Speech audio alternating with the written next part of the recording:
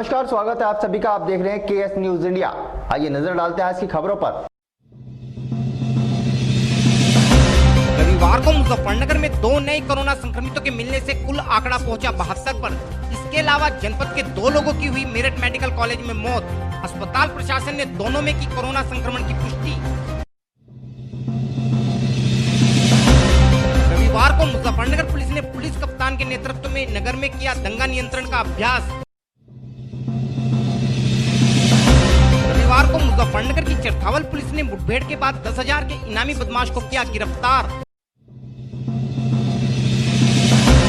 रविवार को मुजफ्फरनगर के समाज सेवी श्री सत्य प्रकाश रेशु ने निजी प्रयासों से जनपद के विभिन्न क्षेत्रों में चलाए जा रहे अन्य क्षेत्रों के लिए किया गेहूं की गाड़ियों को रवाना। और अब खबरें विस्तार के साथ। कोरोना का खतरनाक वायरस धीरे धीरे मुजफ्फरनगर को अपने आगोश में लेता जा रहा है। पहले मुजफ्फरनगर में जहां केवल कोरोना संक्रमितों के ही मामले सामने आ रहे थे, लेकिन अब पिछले कुछ दिनों से मुजफ्फरनगर के कई लोगों की ऋषिकेश तथा मेरठ के अस्पतालों में मृत्यु हो चुकी है। हालांकि प्रशासन इन लोगों को अन्य गंभीर बीमारियों से पीड़ित बताकर इनकी मौत को कोरोना संक्रमण से होना नहीं बता रहा है, लेकिन अस्पताल प्रशासन ने इन सभी लोगों में कोरोना संक्रमण की पुष्टि की है। रविवार को भी मुजफ्फरनगर जनपद के 2 लोगों की मेरठ मेडिकल कॉलेज में मौत हो गई। मेडिकल कॉलेज द्वारा दोनों ही लोगों में कोरोना संक्रमण की पुष्टि की गई है। इनमें से एक व्यक्ति मुजफ्फरनगर नगर कोतवाली क्षेत्र के मोती महल तथा दूसरा खतौली क्षेत्र के गांव आदमपुर का निवासी था।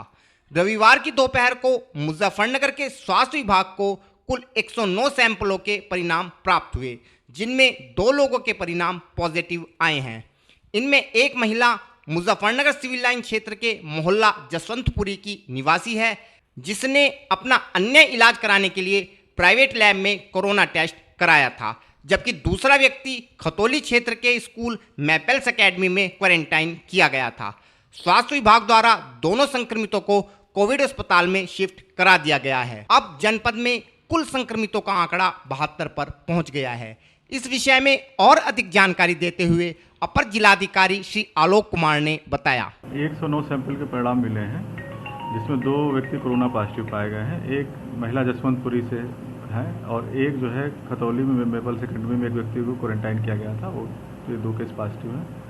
70 के कोरोना केस हमारे पास पहले से थे, 2 बढ़ने से जो है 72 मुजफ्फरनगर में इसमें कोरोना पॉजिटिव लोग हो गए हैं। 2 लोगों की मौतें बता जाए क्या प्रॉब्लम? मेरठ मेडिकल कॉलेज से यहाँ के लोग गए हुए थे, मतलब वहाँ पर इलाज के लिए। वहाँ से 2 लोगों की मृत्यु की सूचना प्राप्त हुई है। एक व्यक्ति जो है गढ़ी गोरवान मोती महल क्षेत्र के रहने वाले थे, तो उनके लिए बताया गया कि उनका जो है लीवर की प्रॉब्लम थी, उससे उनकी डेथ हुई। और एक जो है दूसरे जो है रहने वाले थे इधर के जो है मटकरीमपुर खतौली के रहने वाले। इनको कैंसर था, प्रोस्टेट कैंसर के इलाज के लिए गए हुए थे और इनकी डेथ जो है कार्डियक अरेस्ट से हुई। इनकी जो है कोरोना पॉजिटिव की भी सूचना मिली हुई थी, लेकिन जो डेथ का कारण बताया गया है कार्डियक अरेस्ट से हुआ है डेथ इनका। सर, दोनों की पहले जो कोरोना पॉजिटिव की सूचना थी, लेकिन जिनकी मौत हुई है सर वो और किसी बीमारी से? हाँ, मृत्यु इनके दूसरे का है। हम दूसरे परिणाम हमारे पास है। पहले का जो है जो एक व्यक्ति रहने वाले थे यहाँ के आपका गढ़ी गोरवान क्षेत्र के रहने वाले थे, इनके बारे में जो है अभी हमको मिला नहीं कि कोरोना का उनका परिणाम क्या रहा है। अभी जो रिपोर्ट हमारे पास नहीं आई है उनकी।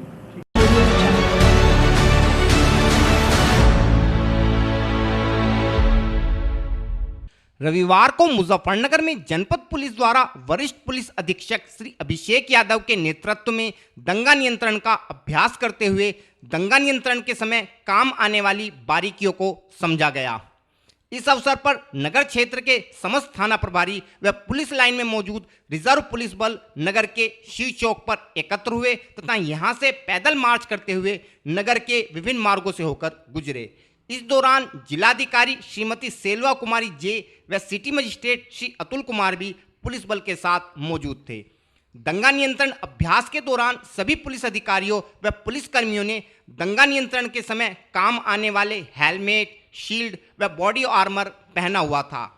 पुलिस बल के मीनाक्षी चौक पर पहुंचने के बाद एसएसपी श्री अभिषेक यादव ने पुलिस कर्मियों को दंगा नियंत्रण के विषय में आवश्यक जानकारी देते हुए ड्यूटी के समय हमेशा सजग रहने के लिए कहा। तो अगर आपकी सिटी में दंगा नियंत्रण स्कीम में ड्यूटी लगी है तो आपको मीनाक्षी चौक पे आना है। आपकी दिन में ड्यूटी लगी है और ड्यूटी पॉइंट पे आपका क्या काम है, 3 चीज़ इंपॉर्टेंट है। कहाँ ड्यूटी लगी है, कितने बजे रिपोर्ट करना है और वहाँ पे आपका काम क्या है, वहाँ ड्यूटी क्यों लगी है, मीनाक्षी चौक पे आपकी ड्यूटी क्यों लगी है, इस क्षेत्र में क्या संवेदनशीलता है, या दंगा नियंत्रण स्कीम के दौरान यहाँ पे क्यों फोर्स लगाया गया है, आपके साथ प्रभारी कौन है, ये सारी चीज़ें आपको पता होनी चाहिए। इसीलिए ये रिहर्सल कराया जा रहा है ताकि अगर कभी वाकई में ज़रूरत पड़े तो आपको ये ना हो कि जब आपको ड्यूटी पे भेजा जाए तो आपको यही ना पता हो कि हमें कहाँ जाके खड़े होना है। जब भी आप आएंगे ड्यूटी पे 4 चीज़ें, हेलमेट, डंडा, बॉडी प्रोटेक्टर और शील्ड, 4 चीज़ लेकर आएंगे। आज इसका असेसमेंट हम लोग करा रहे हैं, जहाँ जिस चीज़ की कमी है उसको हम पूरा कर देंगे अगले 2 दिन के अंदर। आपका काम है कि जब आप ड्यूटी पे आएंगे दंगा नियंत्रण के लिए, चाहे वो रिहर्सल हो, चाहे वो वाकई लॉ एंड ऑर्डर की समस्या हो और चाहे वो जनरल कोई लॉ एंड ऑर्डर की समस्या हो, ये 4 चीज़ें आप लोग देखकर अपने साथ लेकर आएंगे। ये सबसे महत्वपूर्ण 4 चीज़ें हैं। आप आपके थानों पे या पुलिस लाइन में दोनों जगह सफिशिएंट स्टॉक है, आप अपने थाने से लेकर आइए। अगर आपके थाने के स्टॉक में कोई समस्या है तो आप जब ड्यूटी पे जा रहे हैं तो लाइन से अपना सामान लेकर जाएंगे। आज के परिप्रेक्ष्य में दस्ताने और मास्क और 2 चीज़ें जुड़ जाएंगी इसमें। तो आपको अपना ड्यूटी पॉइंट पता होना चाहिए, कितने बजे रिपोर्ट करना है और वहाँ आपका क्या काम है। इसी चीज़ के लिए रिहर्सल कराया जा रहा है। आगे रिहर्सल होगा तो ये सारी चीज़ें ध्यान रखें, अपने थाने से ही सारी चीज़ें लेकर रेडी होकर पॉइंट पे पहुँचेंगे और जब भी ड्यूटी लगेगी तो आप इसी में खड़े रहेंगे। ड्यूटी के दौरान ये नहीं होता है कि भाई हमने बॉडी बिल्डर उतार के रख दिया, किसी ने आके चेक किया तो हमने लगा लिया। ड्यूटी इसलिए करी जा रही है क्योंकि उस समय लॉ एंड ऑर्डर की समस्या है। दंगा नियंत्रण ड्रिल के विषय में जानकारी देते हुए एसएसपी श्री अभिषेक यादव ने बताया। देखिए, जनपद मुजफ्फरनगर में जो दंगा नियंत्रण स्कीम बनाई गई है उसके संबंध में सिटी क्षेत्र में, जो मुजफ्फरनगर का सिटी क्षेत्र है जिसमें प्रमुख तौर पे हमारे थाना कोतवाली, थाना सिविल लाइन, थाना मंडी के क्षेत्र प्रमुखतः पड़ते हैं, जिसमें हमारे मुजफ्फरनगर शहर का मेन एरियाज़ जो हैं, जो हमारे मार्केट एरियाज़ हैं, जो हमारे रेजिडेंशियल एरियाज़ हैं, वो सारे गिरते हैं। इन सभी जगहों पे दंगा नियंत्रण स्कीम की आज फुल फ्लेजेड रिहर्सल करी गई है। इस रिहर्सल के दौरान जनपद के विभिन्न थानों से जहाँ से फोर्स आता है वो सभी अपने पॉइंट पे पहुँचे हैं। प्रत्येक पॉइंट पे जाके उनकी ब्रीफिंग करी गई है। इस चीज़ का असेसमेंट किया जा रहा है कि जो दंगा नियंत्रण इक्विपमेंट हमारे पास अवेलेबल है, जितना फोर्स हर पॉइंट पे खड़ा है, उसमें कहीं किसी चीज़ की कमी पेशी अगर पाई जाएगी तो उसको नोट किया जा रहा है। उसका असेसमेंट करते हुए उस चीज़ को पूरा कराया जाएगा ताकि वर्तमान में और भविष्य में यदि कभी भी दंगा नियंत्रण स्कीम या लॉ एंड ऑर्डर की कोई समस्या में हमें फोर्स का डिप्लॉयमेंट करना पड़ता है तो हमारा जितना फोर्स है उसके पास दंगा नियंत्रण इक्विपमेंट यानी हेलमेट, डंडा, बॉडी प्रोटेक्टर और शील्ड, ये 4 चीज़ें पर्याप्त मात्रा में अवेलेबल रहें और वो अपने ड्यूटी पॉइंट पे इन सारों को लेकर पहुंच सकें। दूसरा उद्देश्य ये था कि जितने भी ड्यूटी पॉइंट पे फोर्स के लोग हैं उनको ये पता हो कि उनको किस पॉइंट पे पहुंचना है, कितने बजे पहुंचना है, और उनकी प्रत्येक पॉइंट पे अभी ब्रीफिंग करी जा रही है, उनकी चेकिंग और ब्रीफिंग करी जा रही है मेरे द्वारा और सभी गेस्टेड ऑफिसर्स के द्वारा, जिसमें ये चेक किया जा रहा है और उनको बताया जा रहा है कि उनको एक्चुअली उस ड्यूटी पॉइंट पर क्या ड्यूटी करनी है, ताकि भविष्य में यदि कभी उनकी ड्यूटी की आवश्यकता पड़े तो उनको ये पता हो कि हमें कहाँ पहुँचना है, कितने बजे पहुँचना है, कैसे तैयार होकर पहुँचना है और वहाँ पे हमारी ड्यूटी क्या रहेगी। तो उस पूरे परिप्रेक्ष्य में जनपद मुजफ्फरनगर के सिटी एरिया में आज ये दंगा नियंत्रण स्कीम का रिहर्सल कराया जा रहा है। कोरोना को देखते हुए क्या सावधानी बरती गई है सर? देखिए, कोरोना को देखते हुए और वर्तमान में जैसे गतिविधियां भी धीरे धीरे शुरू हो रही हैं तो उन सब चीज़ों को देखते हुए सभी को निर्देशित किया गया है कि मास्क और दस्ताने साथ में रखेंगे। हम प्रयास कर रहे हैं कि जितने भी हमारा जो फोर्स के लोग हैं उनके लिए जो हेलमेट्स हैं, जैसे कि आप ये देख रहे हैं कि ये जो हेलमेट है, इसी प्रकार से अभी वर्तमान में हमने कुछ हेलमेट्स खरीदे हैं और हेलमेट्स भी इसी प्रकार के हम लोग खरीदने जा रहे हैं, जिसमें आगे ही फेस वाइज़र, ग्रिल और आपका जो क्या कहते हैं फेस शील्ड है वो कवर्ड हो। वर्तमान में हमने फेस शील्ड, फेस प्रोटेक्टर सभी थानों पे दिए हुए हैं ताकि वो ड्यूटी में वो फेस शील्ड लगा के रखें। अब हम प्रयास इस चीज़ में है कि हम लोग और अब इस तरह के हेलमेट्स खरीद रहे हैं जिससे वो हेलमेट दोनों काम करेगा।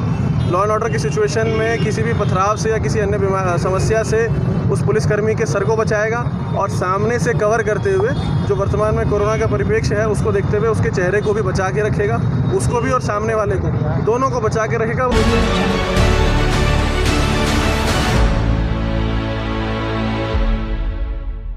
रविवार को मुजफ्फरनगर के चरथावल क्षेत्र में पुलिस व बदमाशों के बीच जबरदस्त मुठभेड़ हो गई। मुठभेड़ के दौरान हुई गोलाबारी में एक 10,000 का इनामी बदमाश पुलिस की गोली पैर में लगने से घायल हो गया, जबकि उसका एक साथी मौके का फायदा उठाकर भागने में कामयाब रहा। हमारे चैनल को मिली जानकारी के अनुसार रविवार को जब चरथावल थाना प्रभारी क्षेत्र में वाहन चेकिंग अभियान चला रहे थे तो उन्हें मुखबिर के माध्यम से सूचना मिली कि थाने का वांछित व 10,000 के इनामी बदमाश कलीम को क्षेत्र के हरनाकी मार्ग पर देखा गया है। सूचना के आधार पर पुलिस ने क्षेत्र में घेराबंदी करते हुए सघन चेकिंग अभियान शुरू कर दिया। कुछ समय पश्चात जब पुलिस ने एक बाइक पर सवार 2 संदिग्ध युवकों को रुकने का इशारा किया तो बाइक सवार रुकने के बजाय जंगल की ओर भागने लगे तथा पुलिस पार्टी पर जान से मारने की नीयत से फायर झोंक दिया। पुलिस द्वारा की गई जवाबी कार्यवाही में एक बदमाश पुलिस की गोली पैर में लगने से घायल हो गया, जबकि उसका साथी मौके से भाग निकला। घायल बदमाश के कब्जे से पुलिस ने बाइक, तमंचा व 3 कारतूस बरामद किए हैं। मुठभेड़ की सूचना पर सीओ सदर श्री कुलदीप कुमार तुरंत मौके पर पहुंचे तथा पुलिस टीम को बधाई देते हुए उनका उत्साहवर्धन किया। मुठभेड़ के विषय में जानकारी देते हुए सीओ सदर श्री कुलदीप कुमार ने बताया, ये आज हमारी चरथावल पुलिस चेकिंग में मामूर थी, तभी जानकारी मिली कि जो हमारे थाना क्षेत्र से लूट का मुलजिम है, जो लूट में वांछित चल रहा है, वो इसी क्षेत्र में उसका जो है उसको देखा गया है। तत्काल हमारी पुलिस टीम एक्टिवेट हुई और जैसे ही उसको यहाँ पे घेरा तो वो अपना जो है मेन रोड छोड़ के जंगल की तरफ भागा मोटरसाइकिल लेकर। अपने आप को गिरता हुआ देखकर उसने पुलिस के ऊपर जानलेवा हमला किया, फायर की।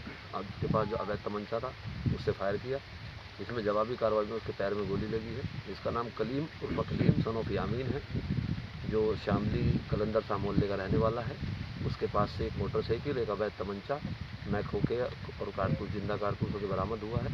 और जो हमारे यहाँ घटना लूट की घटना हुई थी, उस लूट की घटना में एक ई रिक्शा लूटी गई थी और उस व्यक्ति का मोबाइल भी लूटा गया था। वो मोबाइल भी इससे बरामद हुआ है। सर इनाम कितना है इसमें 10,000 का इनाम है। अभी और थानों से भी हम लोग मालूम कर रहे हैं, कहीं और से भी, क्योंकि ये बहुत ही अच्छा अपराधी है, बहुत ही हार्डकोर क्रिमिनल है। अन्य थानों से भी इस पर मुकदमे हैं, इसके बारे में जानकारी की जा रही है। हो सकता है कहीं और से भी इस पर इनाम हो। सर कोई पुलिसकर्मी घायल है इसमें? नहीं, पुलिसकर्मी घायल नहीं है।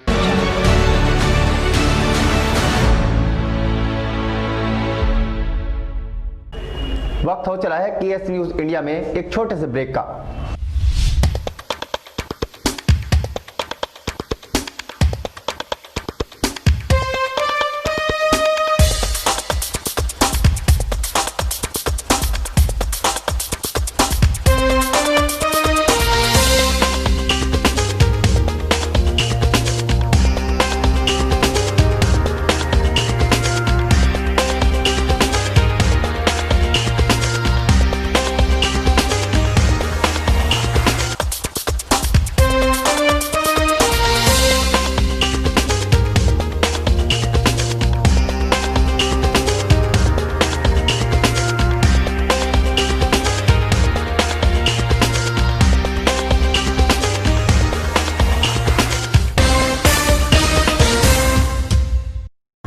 ब्रेक के बाद आप सभी का स्वागत है।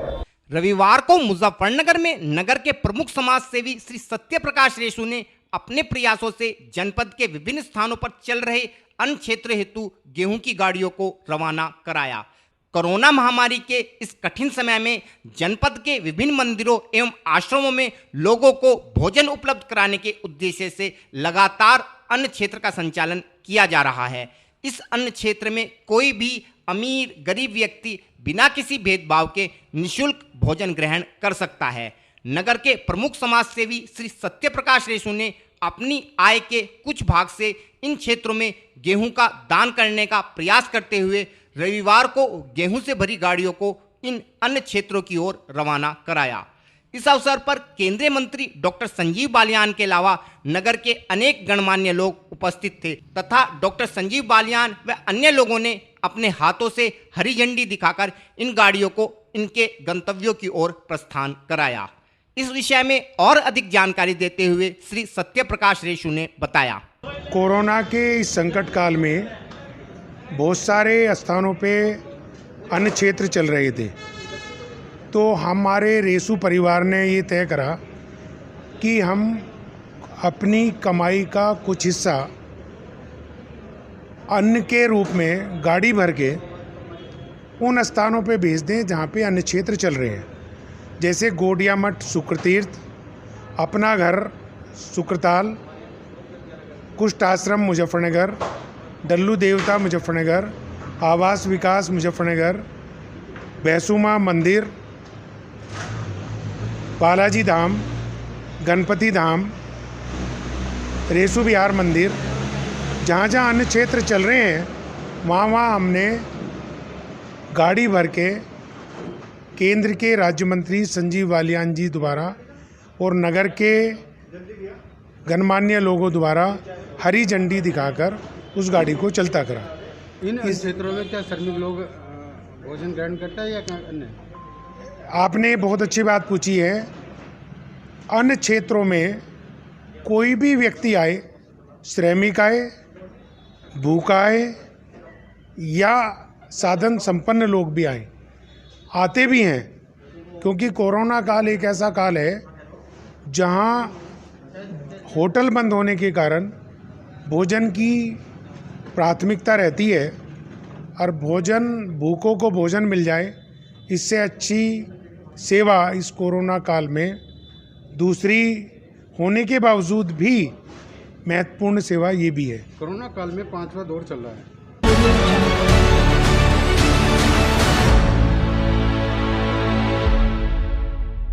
आज के बुलेटिन में इतना ही। कल फिर होंगे हाजिर कुछ नई और ताज़ा खबरों के साथ। देखते रहिए केएस न्यूज़ इंडिया।